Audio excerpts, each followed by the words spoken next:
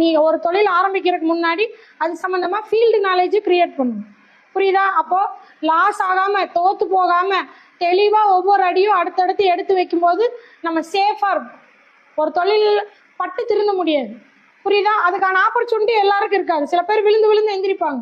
ஆனால் விழுந்தா எந்திரிக்க முடியாத லெவல்னு ஒன்று இருக்கும்ல, அங்கிருந்து வர்றவங்க அப்போ ரொம்ப கவனமாக அடுத்தடுத்த ஸ்டெப்பை எடுத்து வைக்கணும். ஒரு ஸ்டெப்பை எடுத்து வைக்கிறதுக்கு முன்னாடி 1000 தடவை யோசிக்கலாம், பிளான் பண்ணலாம். எடுத்து வச்சுட்டு திரும்ப ரிட்டர்ன் வரக்கூடாது. ஜெயிச்சுட்டு தான் திரும்ப வரணும். புரியுதா? நீ ஒரு ஸ்டெப்பை எடுத்துட்டு திரும்ப வந்தீங்கன்னா அது உனக்கு லாஸு. புரியுதா? ஸ்டெப்பு எடுக்கிறதுக்கு முன்னாடி 1000 யோசிக்கலாம். ஸ்டெப்பு எடுத்ததுக்கப்புறம் அடுத்து உன் டார்கெட்டு ஜெயிக்கிறதா மட்டும்தான் இருக்கும். ஜெயிச்சுட்டு தான் திரும்ப வரணும். அதுக்கு மெயின் என்ன ஃபோக்கஸாக இருக்கணும்?